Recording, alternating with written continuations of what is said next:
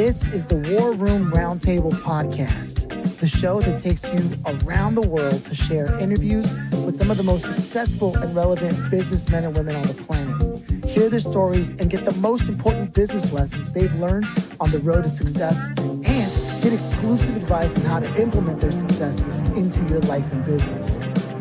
The War Room Roundtable is brought to you by your hosts, Jason Miller, CEO of Strategic Advisor Board, and Phillip Lanos, CEO of Own the Rhythm, and former podcast host for Entrepreneur and Inc. magazine.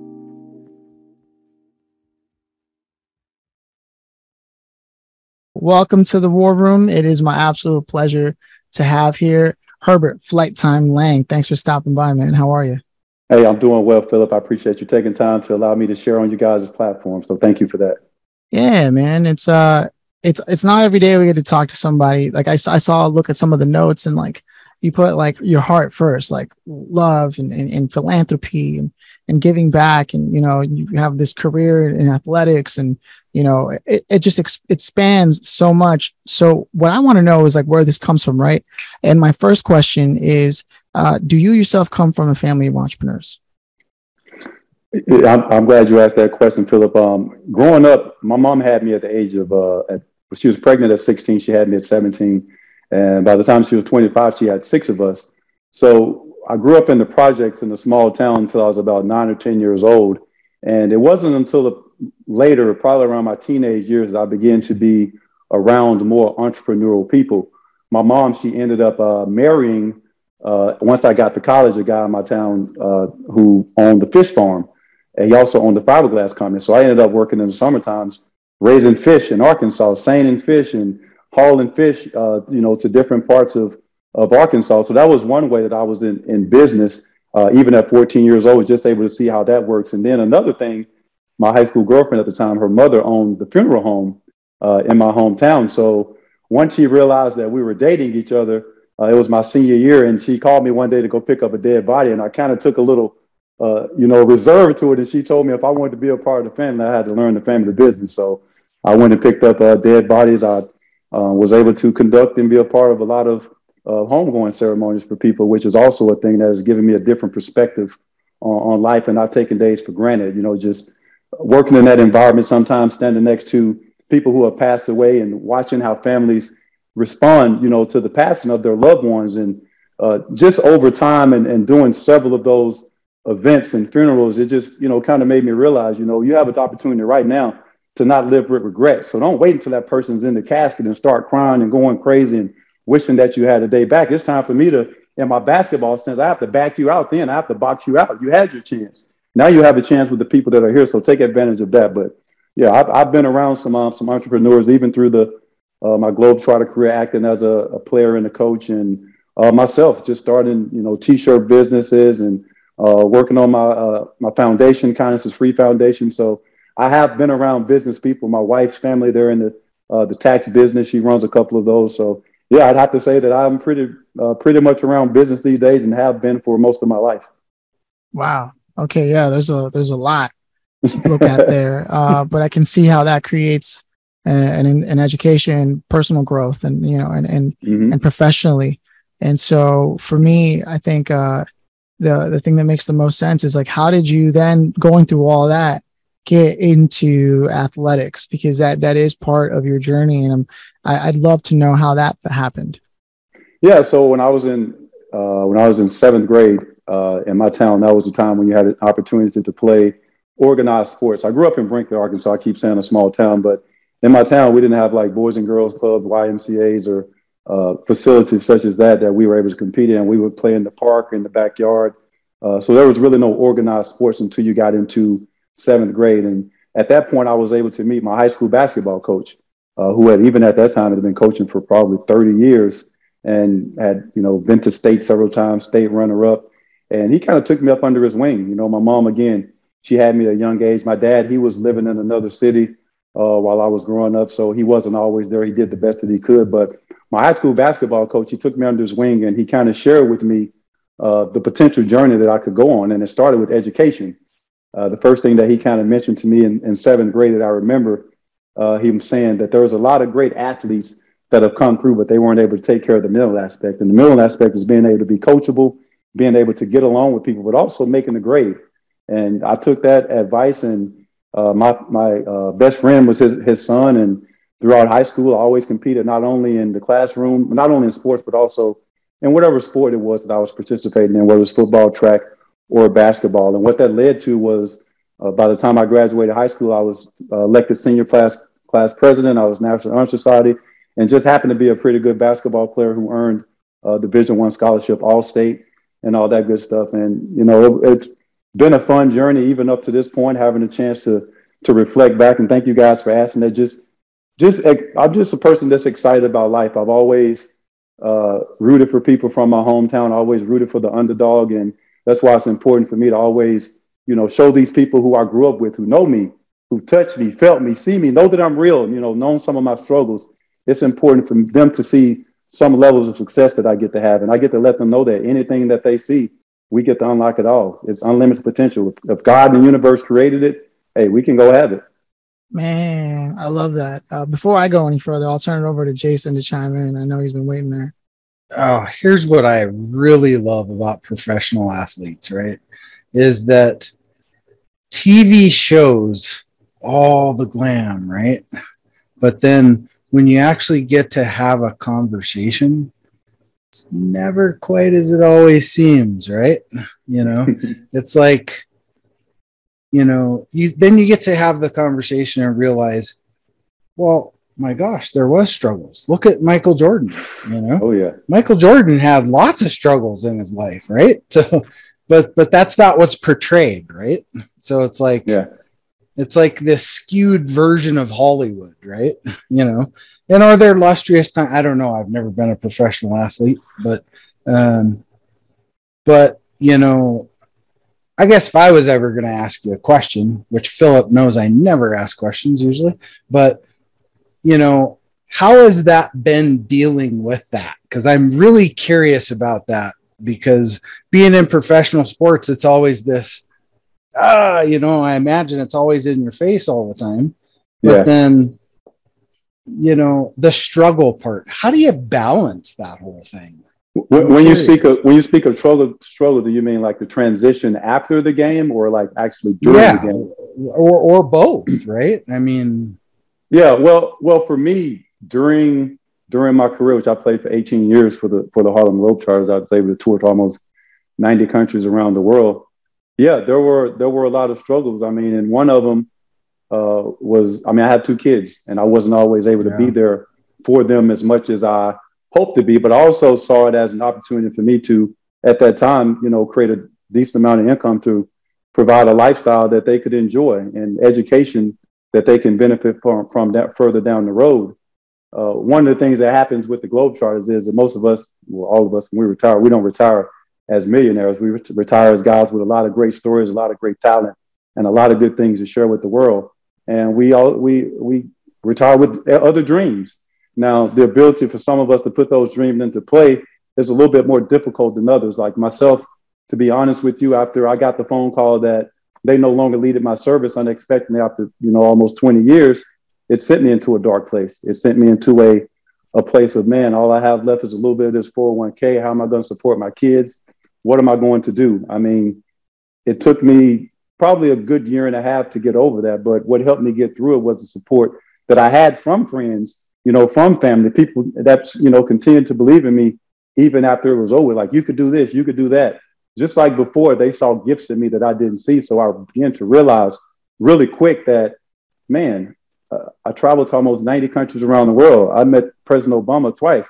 I spun the basketball in the Pope's finger. I did Amazing Race. I have so many great stories and great things I get to share with people. I get to share with, you know, even the struggles like you talk about. You know, it wasn't always easy. There was times growing up, you know, with my mom and stuff that we didn't have water, or we didn't have electricity. We didn't always have food to eat. That wasn't always, and it wasn't consistent. But I do remember, you know, having to do without it. I was just as happy at those times as I was, you know, during the greatest times of my Globetrotter career. So it's just a matter of, for me, it took writing a book, you know, getting all that out there. It took me exploring deeper, going into leadership. It took me actually learning to meditate and reflect on things that I dreamed about when I was young. You know, I didn't only dream about being a professional athlete. I dreamed about being on TV. I thought I was Michael Jackson growing up. I thought I could dance. I dreamed of acting. I dreamed of, traveling and bringing people together. And that happened, kind of with the Globetrotters, and along with what I do right now. I just continue to try to inspire people and bring people together, especially those people who are really close to me. Man, awesome. God, thank you for just laying that on the table. That was great. I appreciate that. I appreciate that realism in that, right?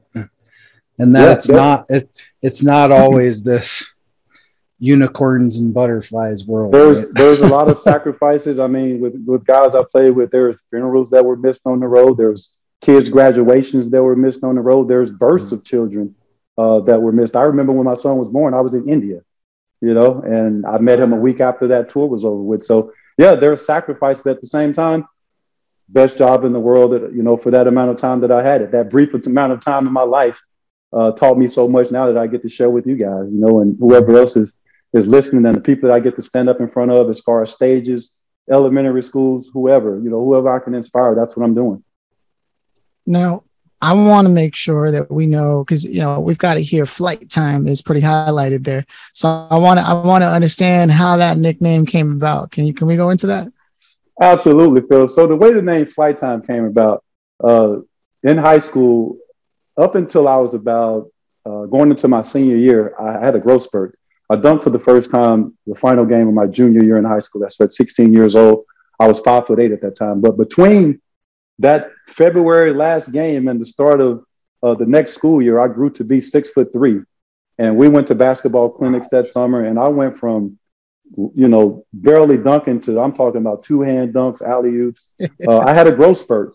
And going into college, one of the things I was recruited for was my athletic ability and the fact that I was a young graduate. I was, almost a year ahead of my time, but ended up having a really good basketball career at Centenary College. But probably the thing that propelled me into becoming Flight Time was winning the college slam dunk contest back in '98 at the Final Four. There is video on YouTube of that actual dunk contest. Dick Vitale had the call, and it was one of the highlights of my career, which helped get me to the Globetrotters about a year later. And at that time, that's when the ownership at the time saw the way that I jumped. They said that I should get frequent flyer miles every time I jump, and that's where the name Flight Time came from. Now, moving forward, I could use some of those frequent flyer miles to take some flights, but at any given time, I can still take off. And it's also been really fun too, guys, because when I retired, or when they retired me back in 2017, I kind of lost my love for the game. I kind of gave up on the game. I didn't really want to be around it. I didn't want to teach it. And it wasn't probably until about 6 months ago that I started playing again. I started working out within a year. I had got up to like 225 pounds within that first year, but now I'm down to about 190 over the course of 4 years of just eating different, dieting even better than I did on the road, meditating, just all these things that I wish that I had, had with them, which I had at my disposal then, but I just didn't know how to apply them. Things I'm able to do right now have allowed me, to fall back in love with the game. Now I'm doing basketball clinics. I was able to do one last year here in my community in Florida, which I'm scheduled to do another one on the 10th, another one in my hometown. Second annual Kindness is Free basketball clinic is what I'm putting on. So I said that to say this: Flight Time is now back on the rim. Like, if somebody throw me a good alley-oop, I could probably dunk it, but I'm easy getting up on the rim with two hands, and I'm out at the park. And kindness is not as free on the park as it is on this conversation. I'm giving people kindness is free on this podcast, but kindness may not be as free on that basketball court because there's a lot of years of non-smack talking that I held inside of me that I'm unleashing on some people while wearing this shirt. Yeah. I'll be sure to look out. So is this jump shot in your eye. I'm going to be on the lookout for you with the pickup games, man. All right. Man. Hey, celebrity games, look out. Oh, man. I think there's something you are uniquely qualified to help business owners address. And it's because you have the history of athletics and the overcoming of what happens when something suddenly changes. That was a large part of your identity For me, for example, I want to gear this towards naming the episode Falling Back in Love with the Game, specifically because of the way your story had unfolded. You see, entrepreneurs, and as I'm sure you know, all high performers, let's look at it like that, they will eventually come across a moment that sweeps the rug right under their feet, and they fall into poor habits of sleep, diet, even emotional regulation throughout their interactions with people. So because of your athleticism and things that you've overcome, right? I know that you have an experience that you had to overcome internally in that transformation. I'm hoping you can share with us. And, I'm digging deep here. What I want to do is I want to be able to maybe break down, picture the fact that you went through that. You said, you fell into a bad pattern and you were trying to figure out what to do. And fairly recently you came back into it, but it took time. Now, if you could go back to that moment when it first started, knowing what you know now, what would you encourage that person to consider? What factors, like, look, it might be hard, but diet, exercise, these things, like, this is how it's going to change and why it's important. Like, can you speak to that? Yeah, actually I can. I mean, I always thought of myself as being pretty consistent and pretty routine in the things that I do. But since I've retired and started this new purpose in my life of inspiring other people, it's easier. It's easier and it's more meaningful. I used to sleep to 12 o'clock every day, but now I can't wait to see the sunrise because I know I get to get up and share positive messages. I get to have positive conversations with people. And for me, it took a lot of support from former teammates. It took a lot of support from my girlfriend at the time, who is now my wife, encouraging me and then believing me.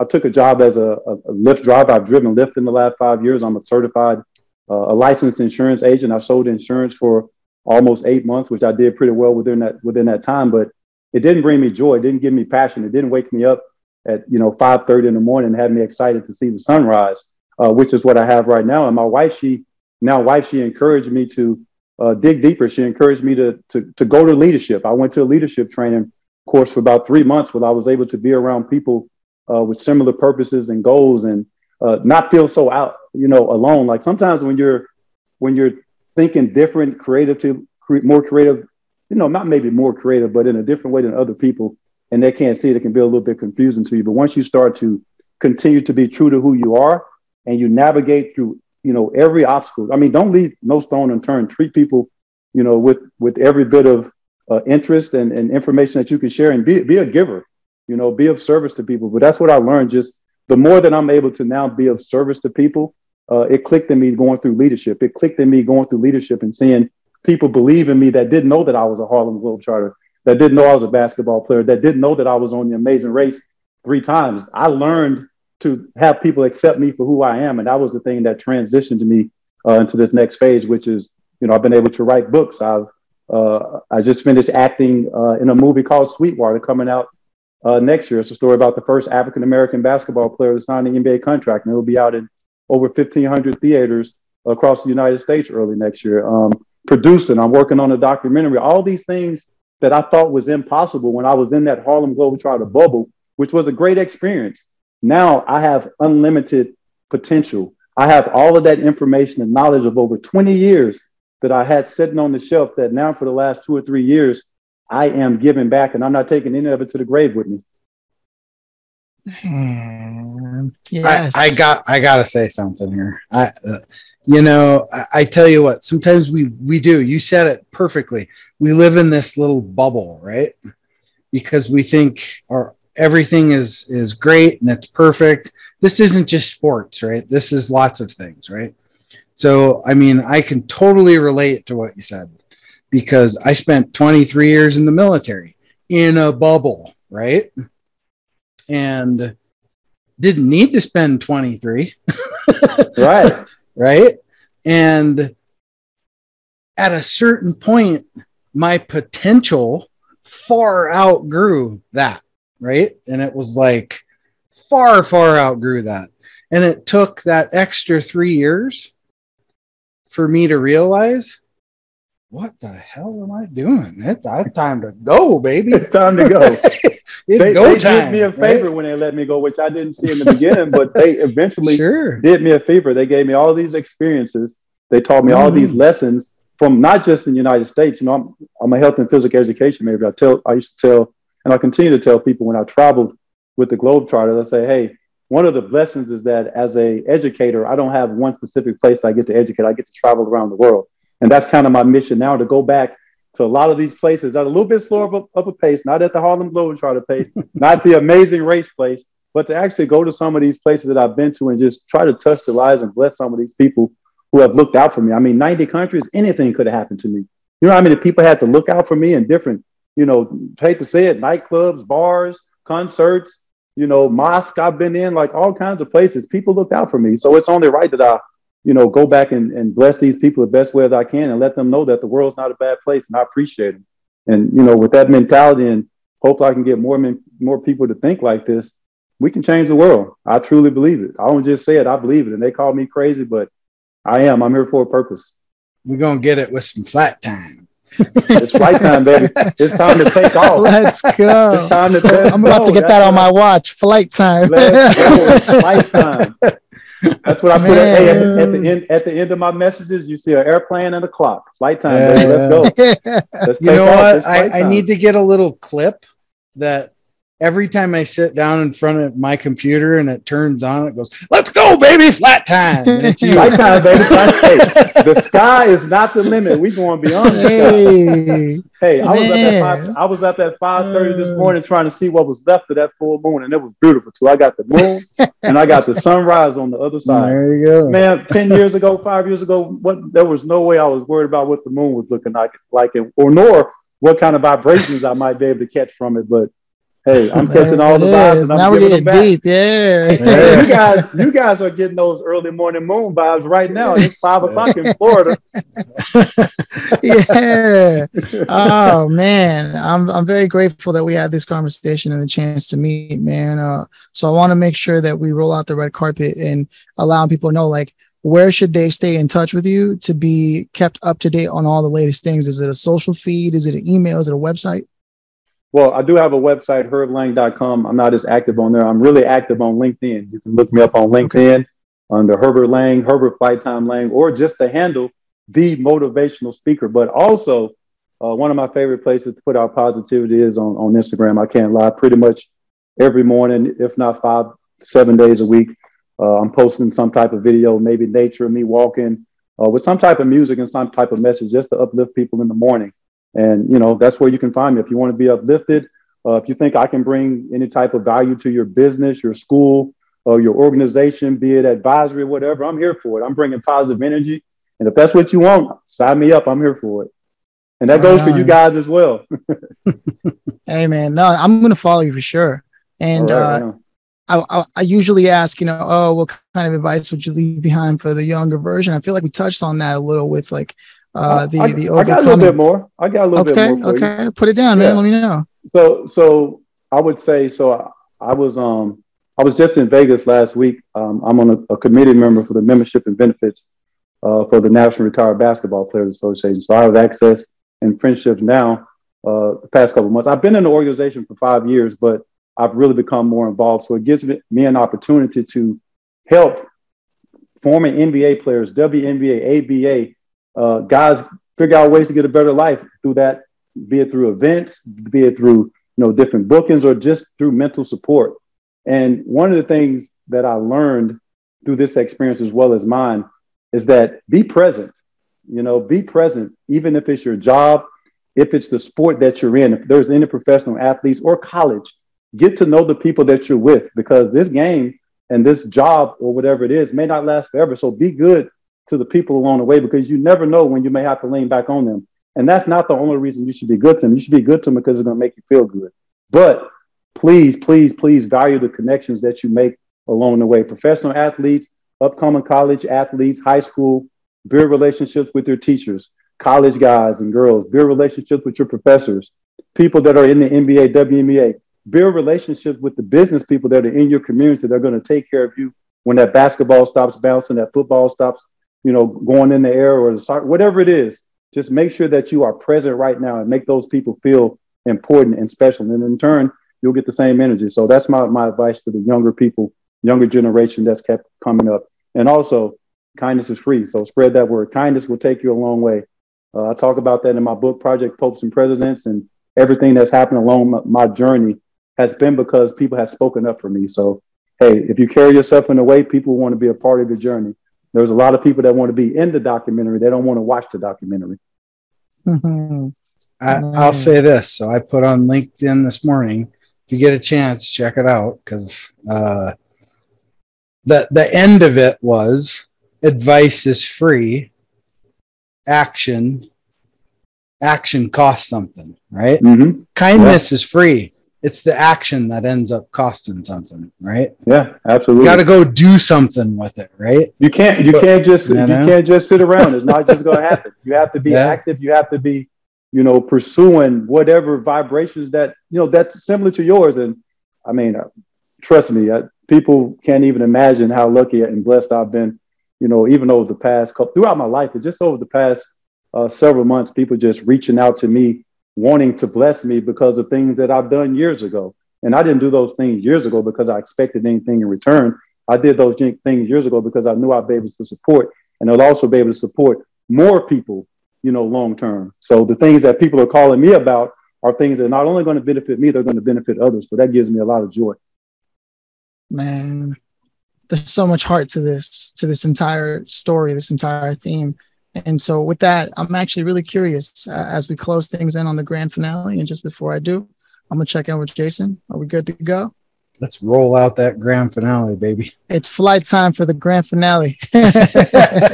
So, man, the grand finale is, if you could have invited anybody to sit in on this session, dead or alive, I mean, late or here, who would you have loved to have had here as a contributor or even just a listener, and why?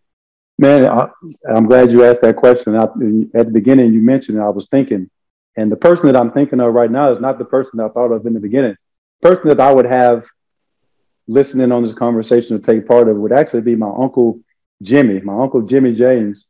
I just remember him, when we were growing up in the projects. He was the kind of person that, he was a little bit of a drinker around town, but he was always about bringing people together. He was like the Little League baseball coach, Bad News Bears baseball coach that was always there getting the field ready, trying to figure out a way to get us all gloves and uniforms. And he loved baseball. That wasn't the sport that I picked, but he was able to see me, go to college, win the dunk contest, play with the Globetrotters, and do so many things during his life. And I think that he was probably the first person to show me that there was possibility with sport, with the sport before even the education came in. So big shout out to him. Rest in peace. If there was anybody that I could have listening on this conversation right now, it would be my Uncle Jimmy James. And he would say, whatever you guys do, don't put me on Facebook. Is this going on Facebook? Oh man, yes. And you know what? I feel that same energy from you with what you're doing and hosting these clinics and all that. It's good, man. I can't tell you how excited I am to hear that you're back.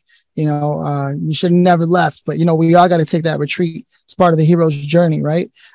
So thank you so much for being able to take the time to break down some of the things that people don't like to talk about too much, but that anyone who's a high performer is going to inevitably experience, and how they can find their way out of it all along the way, while letting us know about who you really are and where you came from too. It's been an absolute pleasure and a gift really to learn that.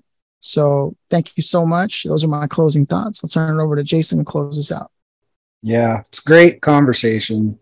And we've had several professional athletes on here, and the really cool thing about it is the humbleness of it all, right?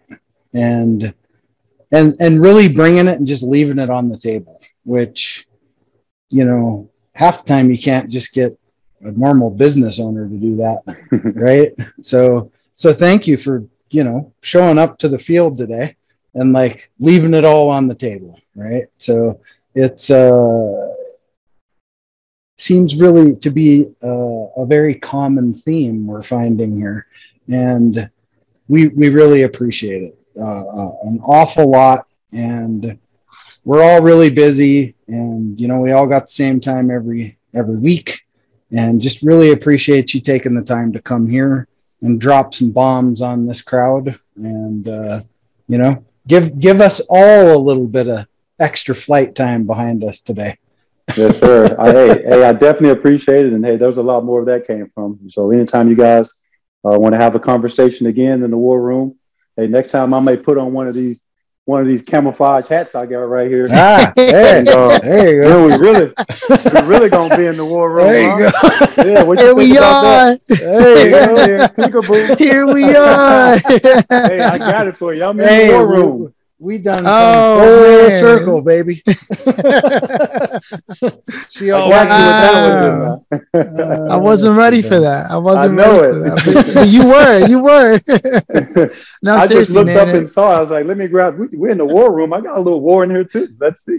That's a synchronicity right there, man. That's the universe talking. Alignment. Yes. No, seriously, man, it was an absolute pleasure. And I know this isn't the last time we'll be in touch. I'm going to stay connected because I'd love to hear more about what it is you're doing as things develop. Okay. Thanks a lot, man. I appreciate you guys. Thank you for your time. Kindness is free. Spread the word. Cheers, man. Cheers.